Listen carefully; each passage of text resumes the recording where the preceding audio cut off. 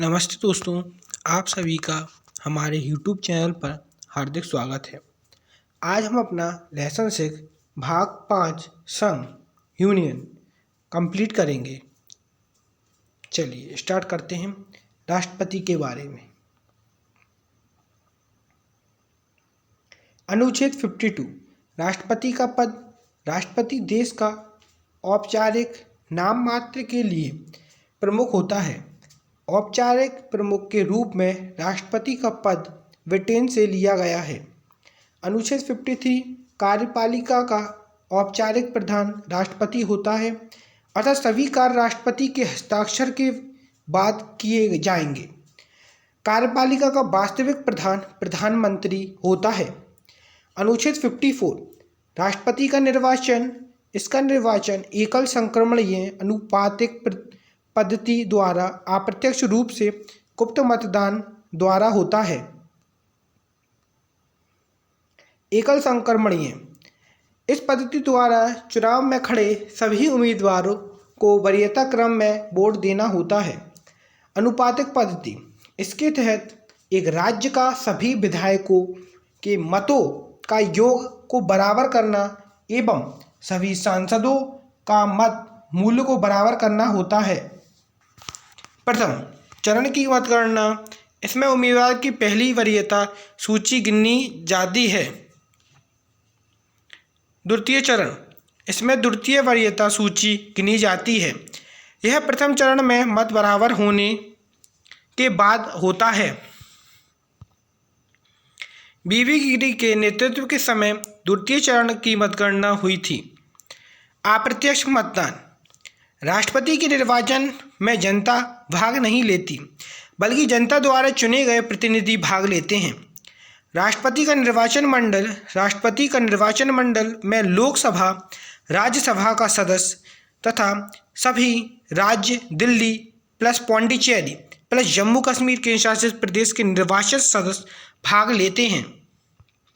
विधान परिषद राज्यसभा के 12 मनोनीत सदस्य राष्ट्रपति के निर्वाचन में भाग नहीं लेते हैं।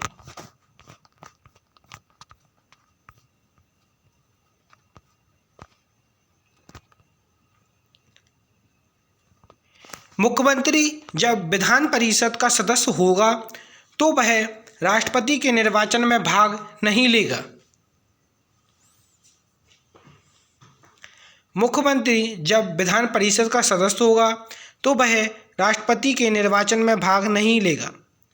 69वां संशोधन 1990 द्वारा दिल्ली तथा पौंडीचेरी में विधानसभा का गठन किया गया। 70वां संशोधन 1990 द्वारा राष्ट्रपति के निर्वाचन मंडल में दिल्ली तथा पौंडीचेरी को राष्ट्रपति के निर्वाचन मंडल में शामिल किया गया।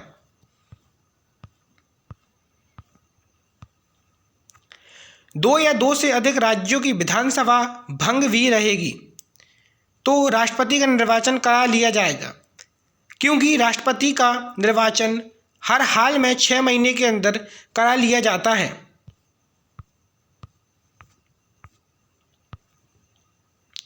नोट: भारत में 28 राज्यों के वोटों को मिलाने पर एमएलए का कुल वोट 5,49,495 वोट आता है। कुल एमपी का वोट को मिलाकर 5,49,498 के लगभग आता है। इस प्रकार राष्ट्रपति के चुनाव में कुल 11 लाख वोट लगभग पड़ते हैं। राष्ट्रपति की जमानत राशि चुनाव लड़ने से पूर्व राष्ट्रपति को 15,000 रुपये जमानत के रूप में आरबीआई के पास रखनी होती है। यदि राष्ट्रपति को 1/6 भाग से कम वोट मिलेगा तो राष्ट्रपति की जमानत राशि वापस नहीं की जाएगी। इसे जमानत जब्त होना कहते हैं। यह अपमान की स्थिति है। अनुच्छेद 55 इसमें राष्ट्रपति का कोटा है। जनता जमानत जब्त होने के बाद भी प्रत्याशी जीत सकता है, किंतु कोटा से कम वोट पाने पर जीते हुए प्रत्याशी को भी हटा दिया जाता है और पुनः चुनाव करवाया जाता है। अनुच्छेद 56 इसमें राष्ट्रपति के कार्यकाल के बारे में बताया गया है। राष्ट्रपति का कार्यकाल 5 वर्ष का होता है। यदि राष्ट्रपति का पद 5 वर्ष से पहले ही खाली हो जाती है तो नया राष्ट्रपति 5 वर्ष के लिए आता है, ना कि बचे हुए कार्यकाल के लिए। नोट: अमेरिका के राष्ट्रपति का चुनाव 4 वर्ष के लिए होता है। यहाँ का संविधान सबसे छोटा है। अनुच्छेद 57: एक ही राष्ट्रपति द्वारा निर्वाचित हो सकते हैं। एक ही राष्ट्रपति द्वारा निर्वाचित हो सकते हैं। अब तक डॉक्टर राजेंद्र प्रसाद ही द्वारा निर्वाचित हुए हैं। अनुच्छेद 58: योग्यता अर्हताएं। पहला, वह भारत का नागरिक हो। दूसरा, 35 वर्ष की आयु होनी चाहिए। तीसरा, लोकसभा का सदस्य बनने की योग्यता हो। चौथा, 50 प्रस्तावक तथा 50 अनुमोदक हो। अनुच्छेद 59: दशाएं एवं शर्तें। पागल या दिवालिया ना हो, किसी भी लाभ के पद पर ना हो, संसद या विधानमंडल में किसी का भी सदस्य ना हो।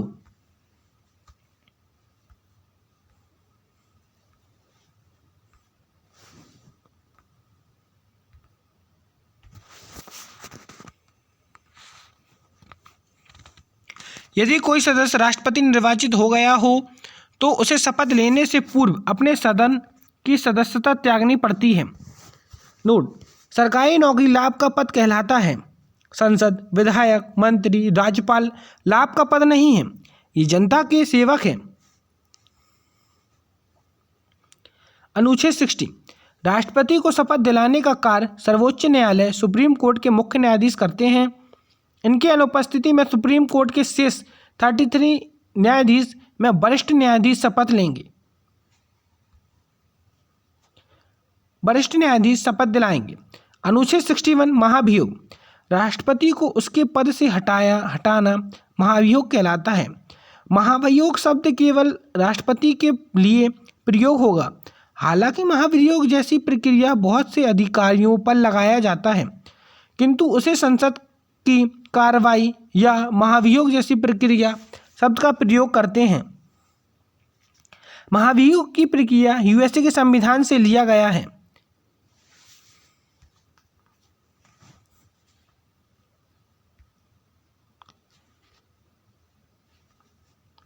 महाभियोग में विधानमंडल का कोई भी सदस्य भाग नहीं लेता है। महाभियोग में संसद के दोनों सदनों के निर्वाचित तथा मनोनीत सदस्य भाग लेते हैं। राष्ट्रपति पर महाभियोग लगने का 3 कारण होता है: यदि वह संविधान का अतिक्रमण करे, दूसरा, मंत्रिमंडल की सलाह को ना माने, तीसरा, किसी विदेशी राष्ट्रपति के प्रस्ताव में ना जाए। राष्ट्रपति पर महाभियोग किसी भी सदन से प्रारंभ हो सकता है। जो सदन महाभियोग प्रारंभ करना चाहता है उसे अनुमति लेने के लिए 1/4 मत की आवश्यकता होती है। 1/4 मत मिलने के बाद वह सदन महाभियोग को 2/3 बहुमत से पारित करेगा। पारित करने के बाद दूसरे सदन में भेजने की 14 दिन पूर्व इसकी सूचना राष्ट्रपति को दी जाता है।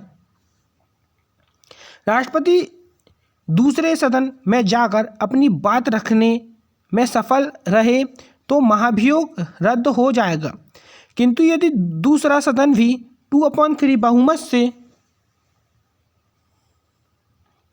महाभियोग को पारित कर दे तो राष्ट्रपति पर महाभियोग लग जाएगा और राष्ट्रपति को पद से हटा दिया जाएगा और 6 महीने के भीतर राष्ट्रपति का चुनाव होगा। अब तक किसी राष्ट्रपति पर महाभियोग नहीं लगाया गया है। अनुच्छेद 62: राष्ट्रपति के पद का रिक्त होना। राष्ट्रपति के पद 5 परिस्थितियों में रिक्त होते हैं: कार्यकाल को समाप्ति, महाभियोग, त्यागपत्र, मृत्यु एवं निर्वाचित अवैध।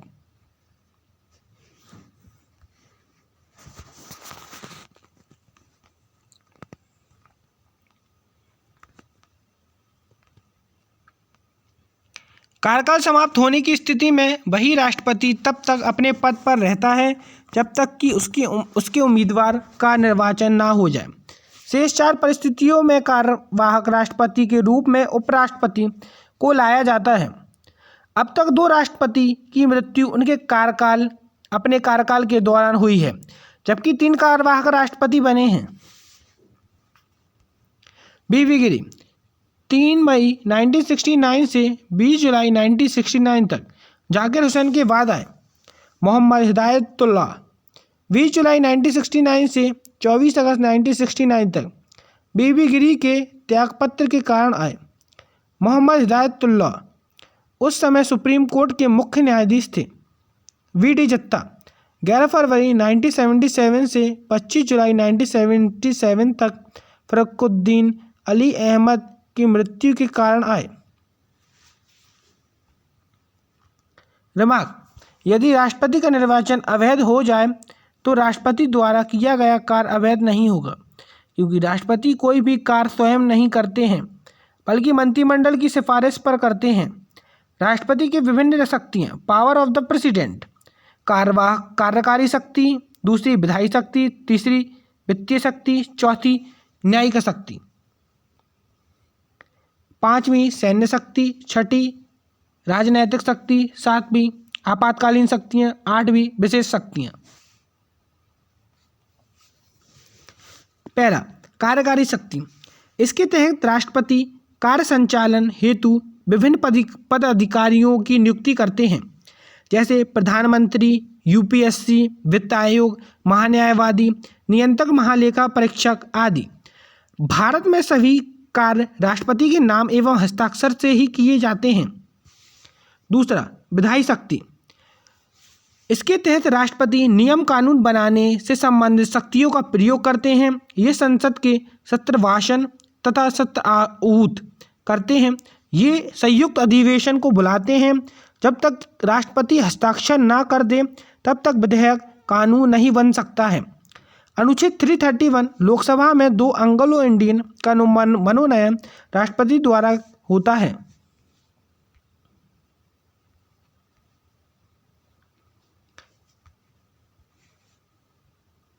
अनुच्छेद 332 जब राज्य विधानसभा में SC/ST का आरक्षण राज्यपाल द्वारा दिया जाता है।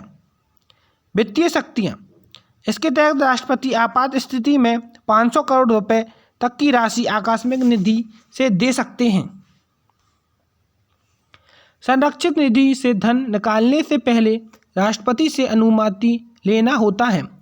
केंद्र तथा राज्य के बीच में टैक्स का बंटवारा के लिए वित्त आयोग का गठन राष्ट्रपति करते हैं।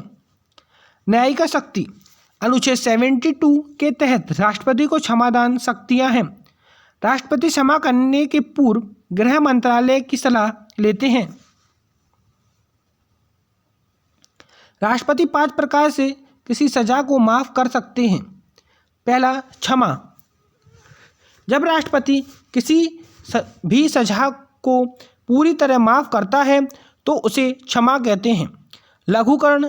इसमें राष्ट्रपति सजा के प्रकृति को बदल देते हैं किंतु समय नहीं घटाते हैं।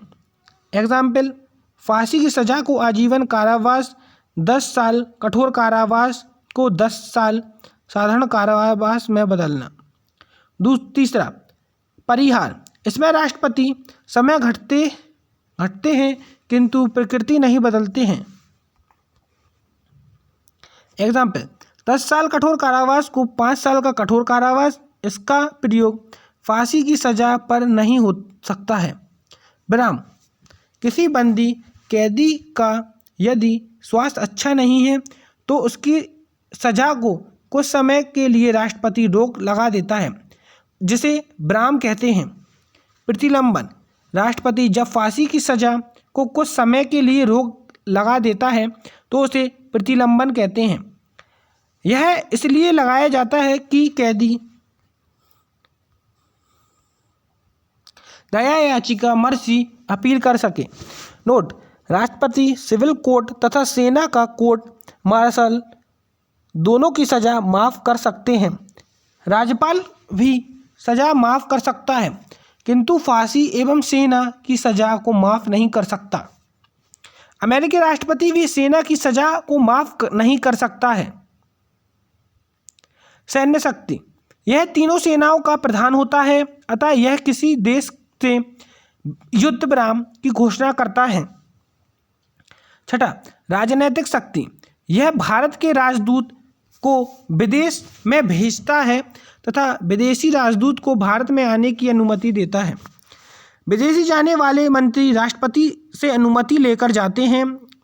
सातवां, आपातकालीन शक्तियाँ, राष्ट्रीय आपात, अनुच्छेद 352 में कहा गया है कि जब कभी विदेशी आक्रमण हो जाए या सशस्त्र विद्रोह हो जाए तो मंत्रिमंडल की सिफारिश पर राष्ट्रपति राष्ट्रीय आपात की घोषणा करते हैं।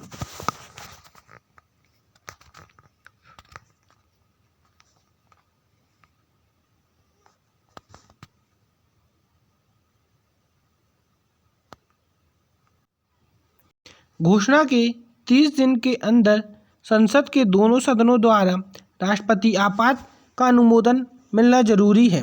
यदि राज्यसभा अनुमोदन कर दिया हो तो लोकसभा पहले से ही भंग हो तो लोकसभा का चुनाव होने के बाद 30 दिन के भीतर अनुमोदन करेगा। दोनों सदनों में अनुमोदन मिलने के बाद आपात 6 माह तक लागू अनुमोदन अंतकाल तक बढ़ाया जा सकता है। यदि राष्ट्रपति बिना मंत्रिमंडल सिफारिश किए आपात लागू कर देता है तो इसकी चुनौती सुप्रीम कोर्ट को दी जा सकती है। राष्ट्रीय आपात का प्रभाव, इसके मूल अधिकार स्थगित कर दिया जाता है और देश का संघीय ढांचा प्रभावित हो जाता है। अनुच्छेद 352 जब लागू रहता है तो अनुच्छेद 358 स्वतः लागू हो जाता है। परिणाम स्वरूप अनुच्छेद 19 में दिया गया विभिन्न प्रकार की स्वतंत्रता को स्थगित कर देता है। अनुच्छेद 359 आपातकाल के दौरान राष्ट्रपति को यह अधिकार देता है कि अनुच्छेद 20 और 21 को छोड़कर किसी भी मूल अधिकार को स्थगित कर सकते हैं। राज्य सरकार शक्ति विहीन हो जाती है। संसद राज्य सूची के विषय में कानून बना सकती है किंतु इसका प्रभाव केवल 1 साल तक प्रभावित रहता है। अनुच्छेद 352 में पहली बार मंत्रिमंडल शब्द का प्रयोग हुआ। नोट, अब तक 3 बार राष्ट्रीय आपात लगा है। पहला 1962 में चीन युद्ध, दूसरा 1971 में बांग्लादेश संकट, तीसरा 1975 में आंतरिक अशांति। इसमें लोकसभा का कार्यकाल 1 वर्ष के लिए बढ़ा दिया जाता है। बी, राजकीय आपात या राष्ट्रपति शासन, अनुच्छेद 356, यह तब लाया जाता है जब राज्य का संवैधानिक ढांचा विफल हो जाए। अनुच्छेद 355 में कहा गया है कि प्रत्येक राज्य संविधान के अनुरूप शासन करेगा, अर्थात बहुमत की सरकार द्वारा ही शासन होगा। अनुच्छेद 365 में कहा गया है कि राज्य केंद्र सरकारों के दिशा निर्देशों पर कार्य करेगी। यदि अनुच्छेद 355 या 365 का कोई राज्य उल्लंघन करेगा तो राज्यपाल की सूची पर मंत्रिमंडल की सिफारिश द्वारा राष्ट्रपति के हस्ताक्षर द्वारा उस राज्य में राजकीय आपातकाल लागू कर दिया जाएगा। राजकीय आपातकाल का अनुमोदन संकट के दोनों सदनों द्वारा 60 दिनों के अंदर कराना अनिवार्य है।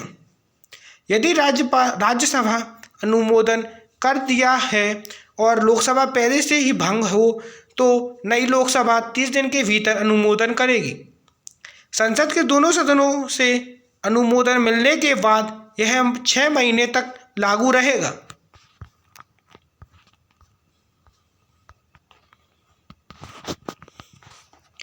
छः महीने तक अनुमोदन करके इसे अधिकतम 3 वर्ष तक बढ़ाया जा सकता है। नोट, अपवाद के रूप में पंजाब में राजकीय आपात 3 वर्ष से अधिक लगा है। पहली बार राजकीय आपात पंजाब में PEPSU 1951 ईस्वी में लागू हुआ। राजकीय आपात का प्रभाव, राज्य की सारी कार्यपालिका शक्ति राज्यपाल के हाथ में चली जाती हैं। मुख्यमंत्री शक्ति विहीन हो जाता है। राज्य की विधायी शक्ति संसद के पास चली जाती हैं। राज्य का बजट संसद में प्रस्तुत लगता है। राजकीय आपात के दौरान हाई कोर्ट का कार्य प्रभावित नहीं होता है। वित्तीय आपात अनुच्छेद 360 इसे यूएसए के संविधान से लाया गया है। यह तब लागू होता है जब देश की वित्तीय स्थिति बहुत खराब हो। इसे मंत्रिमंडल की सलाह पर राष्ट्रपति लाते हैं। संसद के दोनों सदनों द्वारा 60 दिन के अंदर अनुमोदन मिलना आवश्यक है। यदि राज्यसभा अनुमोदन कर दिया हो और लोकसभा पहले से ही भंग हो तो नई लोकसभा 30 दिनों के भीतर अनुमोदन करेगी। एक बार अनुमोदन मिलने के बाद तब तक लागू रहेगा जब तक कि संसद इसे स्वयं न हटा दे। अब तक वित्तीय आपात लागू नहीं हुआ है। वित्तीय आपात के प्रभाव: राष्ट्रपति के वेतन को छोड़कर शेष सभी सरकारी कर्मचारियों के वेतन काट लिए जाते हैं। सरकारी खर्च में कटौती कर ली जाती है। टैक्स बढ़ा दिया जाता है। राष्ट्रीय आपात 352 30 दिन के अंदर, नई लोकसभा 30 दिन। राजकीय आपातकाल अनुच्छेद 356 संसद का अनुमोदन 60 दिन, नई लोकसभा 30 दिन। वित्तीय आपातकाल 360 संसद का अनुमोदन 60 दिन, नई लोकसभा 30 दिन। विवेकाधिकार शक्तियाँ: इस शक्ति का प्रयोग राष्ट्रपति अपनी इच्छा अनुसार करते हैं। इसका प्रयोग लोकसभा के त्रिशंकु होने पर अर्थात किसी भी दल को बहुमत न मिलने पर करते हैं।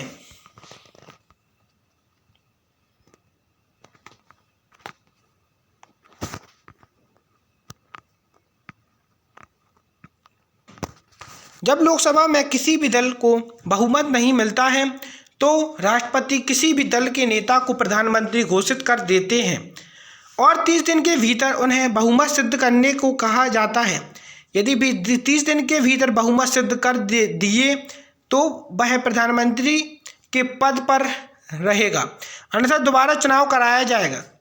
राष्ट्रपति की वीटो शक्तियाँ: विधेयक को रोकने की शक्ति को वीटो शक्ति कहते हैं। यह 3 प्रकार का होता है। अत्यंतकारी वीटो: राष्ट्रपति जब विधेयक को पूरी तरह रद्द कर देते हैं तो उसे अत्यंत वीटो कहते हैं। अब इसे समाप्त कर दिया गया है। निलंबनकारी वीटो: राष्ट्रपति जब पुनर्विचार के लिए जब विधेयक को लौटाते हैं तो उसे निलंबनकारी वीटो कहते हैं।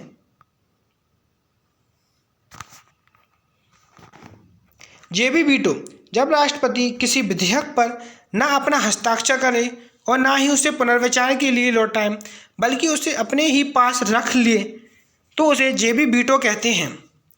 डाक संशोधन विधेयक 1986 में राष्ट्रपति ज्ञानी जैल सिंह ने जेबी वीटो का प्रयोग किया। विशेष अधिकार शक्ति: राष्ट्रपति पर दीवानी मुकदमा चलाया जा सकता है किंतु फौजदारी मुकदमा कार्यकाल के दौरान नहीं चलाया जा सकता है। फौजदारी मुकदमा कार्यकाल समाप्ति के बाद चलाया जाएगा, अर्थात यह अनुच्छेद 14 का उल्लंघन है। राष्ट्रपति किसी भी केंद्रीय विश्वविद्यालय के कुलाधिपति होते हैं।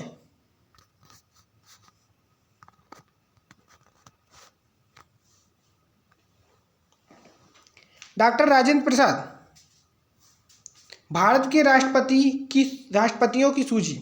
पहले डॉक्टर राजेंद्र प्रसाद थे। इनका कार्यकाल 26 जनवरी 1950 से 1962 तक रहा। एकमात्र राष्ट्रपति थे जो कि 2 बार राष्ट्रपति बने। वे पूर्व में पटना नगर पालिका के चेयरमैन के पद पर भी आसीन थे। डॉक्टर सर्वपल्ली राधाकृष्ण 1962 से 1967 तक। सर्वपल्ली राधाकृष्ण मुख्यतः दर्शन शास्त्री और लेखक थे। आंध्र विश्वविद्यालय और काशी हिंदू विश्वविद्यालय के कुलपति भी रह चुके थे। जाकिर हुसैन अलीगढ़ मुस्लिम विश्वविद्यालय के कुलपति रहे और पद्म विभूषण व भारत रत्न भी प्राप्त करता थे। 1969 में पद पर रहते हुए मृत्यु।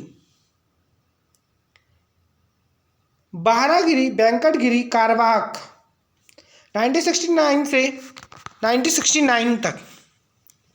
वी. पदस्थ राष्ट्रपति जाकिर हुसैन की मृत्यु के बाद कार्यवाहक राष्ट्रपति बने। यह दूसरी द्वितीय वरीयता से जीतने वाले पहले राष्ट्रपति थे। मोहम्मद हिदायतुल्ला कार्यवाहक 1969 से 1969 तक। हिदायतुल्ला भारत के सुप्रीम कोर्ट के मुख्य न्यायाधीश तथा ऑर्डर ऑफ ब्रिटिश इंडिया के प्राप्तकर्ता थे। बहारागिरी वेंकटगिरी 1969 से 74। गिरी एकमात्र व्यक्ति थे जो कार्यवाहक राष्ट्रपति व पूर्णकालिक राष्ट्रपति दोनों बने। वह दूसरी द्वितीय वरीयता से जीतने वाले पहले राष्ट्रपति थे। फरुखुद्दीन अली अहमद राष्ट्रपति बनने से पूर्व मंत्री थे। उनका पदस्थ रहते हुए मृत्यु हो गई। वे दूसरे राष्ट्रपति थे जो अपने कार्यकाल पूरा नहीं कर सके। बसप्पा दसप्पा जाति कार्यवाहक बीडी जत्ती फरुखुद्दीन अली अहमद की मृत्यु के बाद भारत के कार्यवाहक राष्ट्रपति बने। इससे पहले वे मैसूर के मुख्यमंत्री थे। नीलम संजीव रेड्डी 1977 से 1982 तक। नीलम संजीव रेड्डी आंध्र प्रदेश के पहले मुख्यमंत्री थे। रेड्डी आंध्र प्रदेश से चुने गए एकमात्र सांसद थे। वे 26 मार्च 1977 को लोकसभा के अध्यक्ष चुने गए और 13 जुलाई 1977 को यह पद छोड़ दिया और भारत के छठे राष्ट्रपति बने। वे सर्वसम्मति से निर्वाचित राष्ट्रपति चुने गए थे। ज्ञानी जैल सिंह 1982 से 1987। ज्ञानी जैल सिंह मार्च 1972 में पंजाब राज्य के मुख्यमंत्री बने और 1980 में गृह मंत्री बने।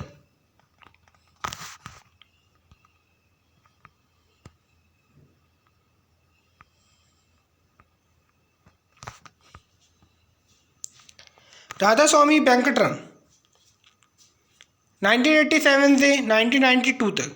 1942 में वेंकटरमण भारतीय स्वतंत्रता संग्राम आंदोलन में जेल भी गए। जेल से छूटने के बाद वे कांग्रेस पार्टी के सांसद रहे। इसके अलावा वे भारत के वित्त एवं औद्योगिक मंत्री और रक्षा मंत्री भी रहे। शंकर दयाल शर्मा 1992 से 1997। ये मध्य प्रदेश के मुख्यमंत्री और भारत के संचार मंत्री रह चुके थे। इसके अलावा ये आंध्र प्रदेश, पंजाब और महाराष्ट्र के राज्यपाल भी थे। के.आर. नारायण 1997 से 2002। नारायण चीन, तुर्की, थाईलैंड और संयुक्त राज्य अमेरिका में भारत के राजदूत रह चुके थे। उन्हें विज्ञान और कानून में डॉक्टरेट की उपाधि प्राप्त थी। वे जवाहरलाल नेहरू विश्वविद्यालय के कुलपति भी रहे। ए.पी.जे. अब्दुल कलाम 2005 से 2007 तक। कलाम मुख्यतः वैज्ञानिक थे जिन्होंने मिसाइल मैन और परमाणु हथियार बनाने में मुख्य योगदान दिया। इस कारण इन्हें भारत रत्न भी मिला। इन्हें भारत का मिसाइल मैन भी कहा जाता है। प्रतिभा देवी सिंह पाटिल। प्रतिभा देवी भारत की प्रथम महिला राष्ट्रपति बनी। वह राजस्थान की प्रथम महिला राज्यपाल भी थीं। प्रणब मुखर्जी भारत सरकार में वित्त मंत्री, विदेश मंत्री, रक्षा मंत्री और योजना आयोग के उपाध्यक्ष रह चुके थे। रामनाथ कोविंद 2017 से 2022 तक राज्यसभा सदस्य तथा बिहार के राज्यपाल रह चुके थे। द्रौपदी मुर्मू 2022 से अब तक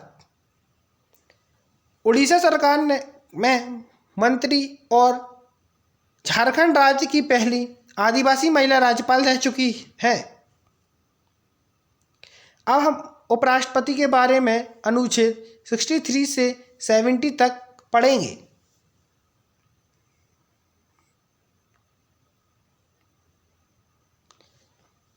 उपराष्ट्रपति का पद देश का दूसरा सर्वोच्च पद है। अनुच्छेद 63 उपराष्ट्रपति की चर्चा है जो यूएसए के संविधान से लिया गया है। अनुच्छेद 64, उपराष्ट्रपति ही राज्यसभा का सभापति होता है, किंतु वह राज्यसभा का सदस्य नहीं होता है। उपराष्ट्रपति का वेतन सभापति होने के नाते दिया जाता है। नोट: राज्यसभा एक ऐसा सदन है जिसका सभापति उसके सदस्य नहीं जिसके सभापति उसके सदस्य नहीं करते हैं। अनुच्छेद 65, राष्ट्रपति के अनुपस्थिति में राष्ट्रपति ही कार्यवाहक राष्ट्रपति का कार्य करता है। इस दौरान वह राष्ट्रपति के सभी शक्तियों का प्रयोग करेगा, किंतु इस दौरान वह सभापति का कार्य नहीं करेगा। अनुच्छेद 66, इसमें उपराष्ट्रपति के निर्वाचन की चर्चा है, जो एकल संक्रमणीय अनुपातिक पद्धति द्वारा होता है। अनुच्छेद 66 में ही उपराष्ट्रपति के निर्वाचन में संसद के दोनों सदनों के सभी सदस्य भाग लेते हैं, चाहे वह मनोनीत हो या निर्वाचित।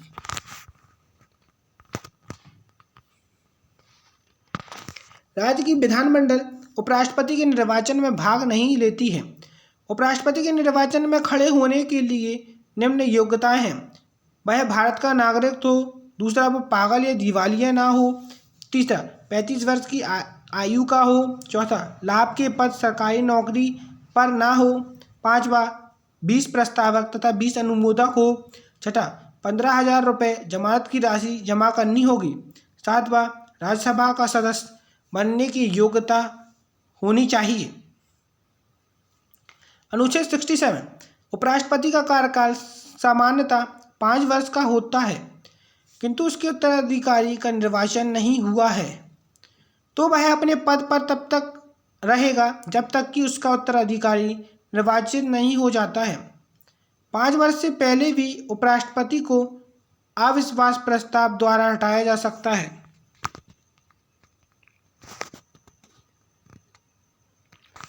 उपराष्ट्रपति का पद मुक्त करना: यह राज्यसभा का सभापति होता है।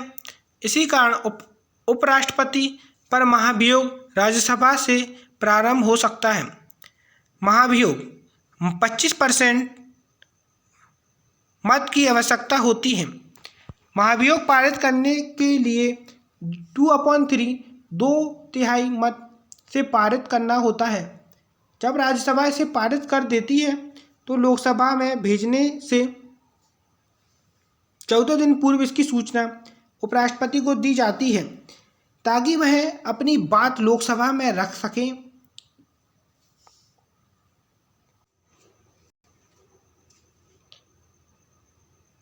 महाभियोग पारित करने के लिए 2/3 2/3 मत से पारित करना होता है। जब राज्यसभा इसे पारित कर देती है तो लोकसभा में भेजने से 14 दिन पूर्व इसकी सूचना राष्ट्रपति को दी जाती है, ताकि वह अपनी बात लोकसभा में रख सके। यदि लोकसभा में भी 2/3 66% मत से महाभियोग पारित कर दिया तो उपराष्ट्रपति को पद से हटा दिया जाता है। अब तक किसी राष्ट्रपति या उपराष्ट्रपति पर महाभियोग नहीं लगा है।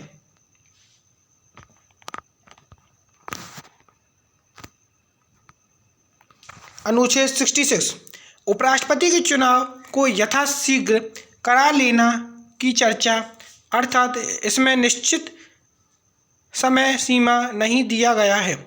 अनुच्छेद 69, उपराष्ट्रपति को शपथ दिलाने का कार्य राष्ट्रपति करता है। अनुच्छेद 70, वैसे आकस्मिक स्थिति जिसकी चर्चा संविधान में नहीं है और उसी कारण राष्ट्रपति का पद खाली हो गया हो तो उस स्थिति में भी उपराष्ट्रपति ही कार्यवाहक राष्ट्रपति का कार्य करेगा। एग्जाम्पल के लिए खराब स्वास्थ्य, अपहरण इत्यादि। भारत के उपराष्ट्रपति एवं उनका कार्यकाल: डॉक्टर सर्वपल्ली राधाकृष्ण, दूसरे सर्वपल्ली राधाकृष्ण, तीसरे जाकिर हुसैन, चौथे श्री वेंकटगिरी, पांचवें श्री गोपाल स्वरूप पाठक, छठे श्री वीडी जत्ती, सातवें न्यायमूर्ति हिदायतुल्ला, आठवें श्री आर वेंकटरमन, नौवें डॉक्टर शंकर दयाल शर्मा 10वें, श्री KR नारायण 11, श्री कृष्णकांत 12, श्री भोर सिंह शेखावत 13, मोहम्मद हामिद अंसारी 14, मोहम्मद हामिद अंसारी 15, श्री वेंकट नायडू 16, जगदीप धनखड़।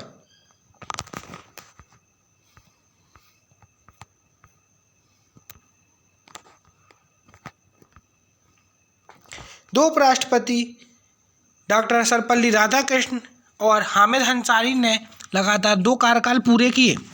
अनुच्छेद 371 राष्ट्रपति या उपराष्ट्रपति के चुनाव विवाद इलेक्शन डिस्प्यूट्स को सुप्रीम कोर्ट में सुलझाया सकता है।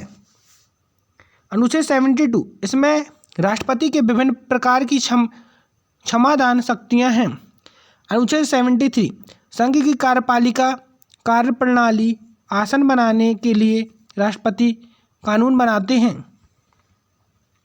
अनुच्छेद 74 राष्ट्रपति को सलाह देने के लिए एक मंत्रिपरिषद होगा, इसका अध्यक्ष प्रधानमंत्री होगा, अर्थात मंत्रिपरिषद प्रधानमंत्री के अधीन होता है। अनुच्छेद 75 मंत्रियों के बारे में अन्य उपबंध व्यवस्था अर्थात मंत्रियों की नियुक्ति प्रधानमंत्री की सलाह पर राष्ट्रपति करते हैं। 1861 ईस्वी से भारत में लॉर्ड कैनिंग ने विभागीय प्रणाली पोर्टफोलियो लागू कर दिया। इसके तहत राज्य भारत के विभिन्न कार्य को अलग अलग विभाग में बांट दिया गया और उसे मंत्रियों को सौंप दिया गया। मंत्रिपरिषद काउंसिल ऑफ मिनिस्टर, इसमें 4 प्रकार के मंत्री रहते हैं। कैबिनेट मिनिस्टर, यह किसी भी विभाग के सबसे बड़ा मंत्री होता है। यह अपने विभाग के सभी फैसले लेने के लिए स्वतंत्र है। राज्य मंत्री, प्रत्येक विभाग में एक राज्य मंत्री होता है। यह कैबिनेट मंत्री की सहायता करता है और हर एक राज्य में नहीं होते हैं। जितने विभाग होंगे उतने ही राज्य मंत्री होंगे।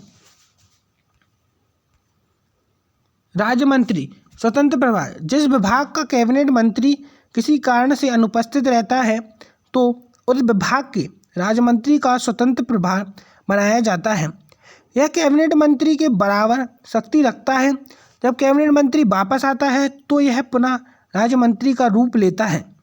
उपमंत्री, यह सबसे छोटा स्तर का मंत्री है। यह राज्य मंत्री की सहायता करता है। रिमार्क, जब किसी विभाग को दूसरे विभाग के कैबिनेट मंत्री को सौंप दिया जाता है तो उसे अतिरिक्त प्रभार कहते हैं।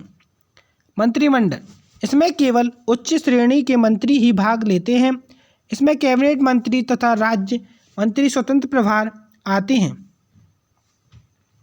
मंत्रिमंडल शब्द का सर्वप्रथम प्रयोग अनुच्छेद 352 में है। प्राइम मिनिस्टर मंत्रिमंडल तथा मंत्रिपरिषद दोनों का अध्यक्ष होता है। सुपर कैबिनेट, अर्थात के संथानन ने योजना आयोग को सुपर कैबिनेट कहा है। किचेन कैबिनेट, प्रधानमंत्री के सगे संबंधियों को किचेन कैबिनेट कहा जाता है।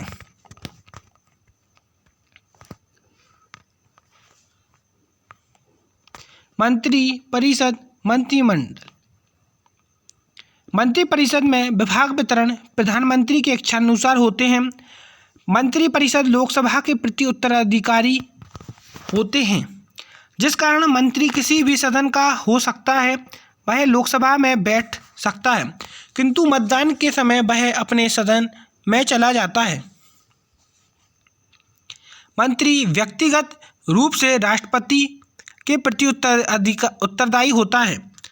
मंत्रिपरिषद का अध्यक्ष प्रधानमंत्री होता है, अतः प्रधानमंत्री की मृत्यु त्यागपत्र से मंत्रिपरिषद भंग होता है और जब नया प्रधानमंत्री पुनः मंत्रिपरिषद का गठन करता है। इस स्थिति में लोकसभा भंग नहीं होती है, अर्थात दोबारा चुनाव नहीं होगा। दोबारा चुनाव तभी होगा जब बहुमत 273 सीट कम पर जाएगी। बहुमत सिद्ध करने के लिए गठबंधन भी किया जाता है। संयुक्त गतिशीलता गठबंधन संप्रंग, कांग्रेस के नेतृत्व में बनाया गया गठबंधन यूपीए कहलाता है। सहायक दल बीएसपी, एसपी, आरजेडी। राष्ट्रीय जनतंत्र गठबंधन राजग, NDA national democratic alliance. BJP के नेतृत्व में बनाया गया गठबंधन राजग एनडीए कहलाता है। Shiv Sena, Akali Dal, JDU, Lojpa. Bihar NDA UPA के अलावा बनाया गया गठबंधन तीसरा मोर्चा है। प्रधानमंत्री की शक्तियां यह है प्रधानमंत्री योजना आयोग, राष्ट्रीय विकास परिषद, राष्ट्रीय एकता परिषद, मंत्रिमंडल परिषद के अध्यक्ष होते हैं।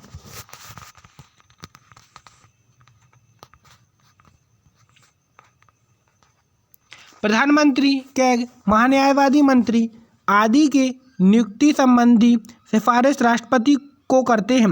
मोले नामक विद्वान ने प्रधानमंत्री के समकक्षों में सबसे प्रथम कहा है।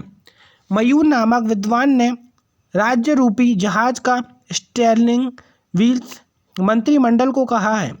नोट: बिना संसद के सदस्य बने ही कोई व्यक्ति 6 माह तक प्रधानमंत्री या मंत्री रह सकता है, किंतु 6 माह के भीतर उसे संसद की सदस्यता लेनी होगी। भारत के प्रधानमंत्री और उनका कार्यकाल। पहले प्रधानमंत्री जवाहरलाल नेहरू, दल इंडियन भारतीय राष्ट्रीय कांग्रेस 1947 से 1964। दूसरे गुलजारी लाल नंदा, भारतीय राष्ट्रीय कांग्रेस 1964 से 1964। तीसरे श्री लाल बहादुर शास्त्री, भारतीय राष्ट्रीय कांग्रेस 1964 से 66। गुलजारी लाल नंदा, भारतीय राष्ट्रीय कांग्रेस 1966 से 1966। पाँचवीं श्रीमती इंदिरा गांधी, भारतीय राष्ट्रीय कांग्रेस 1966 से 1977। छठे श्री मोरारजी देसाई, जनता दल 1977 से 1979। सातवें श्री चौधरी चरण सिंह, जनता दल 1979 से 1980। आठवीं श्रीमती इंदिरा गांधी, भारतीय राष्ट्रीय कांग्रेस 1980 से 1984। नौवें श्री राजीव गांधी, भारतीय राष्ट्रीय कांग्रेस 1984 से 1984। 10वें विश्वनाथ प्रताप सिंह, जनता दल 1989 से 1989। 11वें श्री चंद्रशेखर, समाजवादी जनता पार्टी 1999 से 91। 12वें श्री पीवी नरसिंह राव, भारतीय राष्ट्रीय कांग्रेस 1991 से 1991। 13वें अटल बिहारी वाजपेयी, भारतीय राष्ट्रीय कांग्रेस 1996 से 1996। 14वें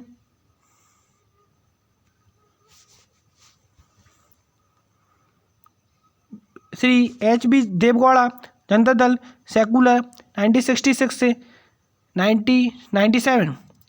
श्री इंद्र कुमार गुजराल, जनता दल सेकुलर 1997 से 1998। श्री अटल बिहारी वाजपेयी, भारतीय जनता पार्टी 1998 से 1999।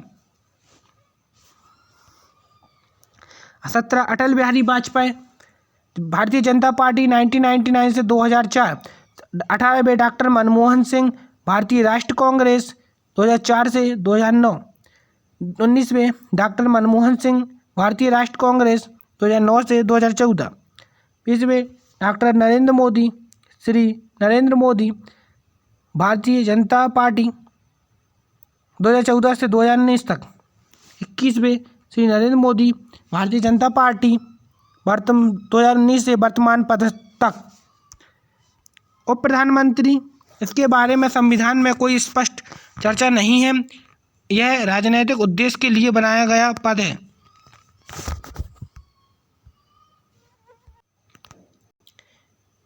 जब प्रधानमंत्री भारत से बाहर होते हैं तो उप प्रधानमंत्री देश पर नियंत्रण रखते हैं। जब उप प्रधानमंत्री नहीं रहता है तो गृह मंत्री देश की नियंत्रण करता है। अब तक 7 उप प्रधानमंत्री बने हैं। पहले सरदार वल्लभ भाई पटेल, दूसरे मोरारजी देसाई, तीसरे चौधरी चरण सिंह, चौथे जगजीवन राम, 5वें यशवंत राव चौहान, 6ठे चौधरी देवीलाल, 7वें लालकृष्ण आडवाणी।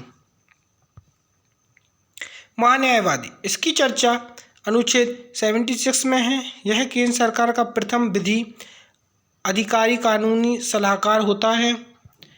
यह संसद का सदस्य नहीं होता है किंतु कार्यवाही में भाग लेना है। यह मतदान नहीं कर सकता है। यह पूर्णकालिक 5 वर्ष का नहीं होता है अपितु अर्थात यह राष्ट्रपति का प्रसाद पर्यंत इच्छानुसार होता है, जिस कारण यह निजी व्यक्ति का भी मुकदमा लड़ सकता है।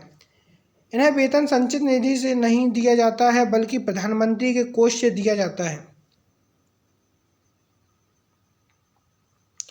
केंद्र सरकार पर किसी भी प्रकार के मुकदमा को महान्यायवादी लड़ता है। यह मुकदमे को भारत के किसी भी न्यायालय में लड़ा सकता है किंतु इसकी योग्यता सर्वोच्च न्यायालय के जज के बराबर होता है। इसे सोलिसिटर जनरल सहायता देता है। एसजी को एडिशनल सोलिसिटर जनरल सहायता देता है। वर्तमान में महान्यायवादी आर वेंकटरमणी हैं।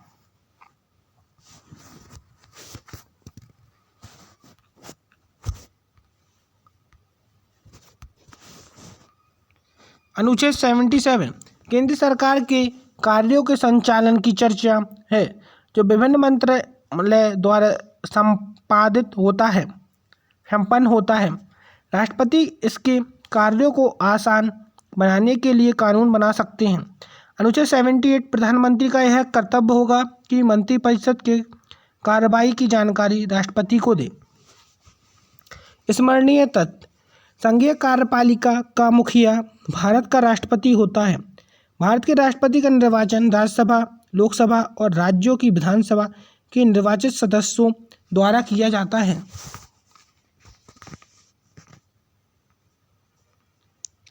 भारत के राष्ट्रपति को संसद द्वारा महाभियोग प्रक्रिया से हटाया जा सकता है। राष्ट्रपति महाभियोग लगाने के लिए कम से कम 14 दिन पूर्व सूचना देना आवश्यक है। राष्ट्रपति का पद खाली होने पर भी उसके कर्तव्यों का निर्वहन उपराष्ट्रपति करेगा तथा अगर उपराष्ट्रपति का पद भी खाली है तो राष्ट्रपति के दायित्व का निर्वहन सर्वोच्च न्यायालय का मुख्य न्यायाधीश करेगा। किसी विधेयक पर स्वीकृति देने के लिए राष्ट्रपति को मंत्रिपरिषद से सलाह लेना आवश्यक नहीं है। राष्ट्रपति द्वारा जारी अध्यादेश संसद सत्र शुरू होने के 6 सप्ताह के अंदर पास होना आवश्यक है। भारत का राष्ट्रपति उपराष्ट्रपति की नियुक्ति नहीं करता है, उपराष्ट्रपति का निर्वाचन होता है। भारत के उपराष्ट्रपति का निर्वाचन एक निर्वाचक गण द्वारा किया जाता है जिसमें संसद के दोनों सदनों के सभी सदस्य शामिल होते हैं। वर्तमान में राष्ट्रपति का वेतन 5 लाख रुपए प्रति माह है जबकि उपराष्ट्रपति का वेतन 4 लाख रुपए प्रति माह हो गया है। उपराष्ट्रपति को उसके पद से राज्यसभा के प्रस्ताव के द्वारा हटाया जा सकता है। उपराष्ट्रपति राज्यसभा की अध्यक्षता करता है। उसका सदस्य न रहते हुए भी भारत का प्रधानमंत्री मंत्रिपरिषद का वास्तविक नेता होता है। भारत का प्रधानमंत्री केंद्रीय सरकार का प्रमुख होता है। प्रधानमंत्री वैज्ञानिक तथा औद्योगिक अनुसंधान परिषद का अध्यक्ष होता है। राष्ट्रीय सुरक्षा समिति का प्रधानमंत्री होता है। जो व्यक्ति संसद का सदस्य नहीं है वह मात्र 6 माह तक मंत्री पद पर रह सकता है। मंत्रिपरिषद सामूहिक रूप से लोकसभा के प्रति उत्तरदायी होता है। लोकसभा में विश्वास प्रस्ताव सरकार द्वारा लाया जा सकता है तथा अविश्वास प्रस्ताव विपक्ष द्वारा लाया जा सकता है। भारत के स्वतंत्र पश्चात मंत्रिमंडल में प्रधान कानून मंत्री डॉक्टर VR अम्बेडकर थे। भारत सरकार को कानून विषयों पर महान्यायवादी परामर्श देता है। भारत के एकमात्र प्रधानमंत्री लाल बहादुर शास्त्री थे जिनकी मृत्यु देश के भारत ताशकंद उज्बेकिस्तान में सन 1966 में हुई थी। भारत का महान्यायवादी राष्ट्रपति के प्रसाद पर्यंत अपना पद धारण करता है। भारत का महान्यायवादी राष्ट्रपति द्वारा नियुक्त होता है तथा वहाँ भारत सरकार का प्रधान विधि अधिकारी होता है। सबसे अधिक केंद्रीय रेल मंत्री बिहार राज्य से बने हैं। बाबू जगजीवन राम से लेकर लालू प्रसाद यादव सहित कुल 8 लोग इस पद पर सुशोभित कर चुके हैं। दोस्तों अगर आपको वीडियो पसंद आई है तो लाइक करें और हमारे चैनल को ज़रूर सब्सक्राइब करें।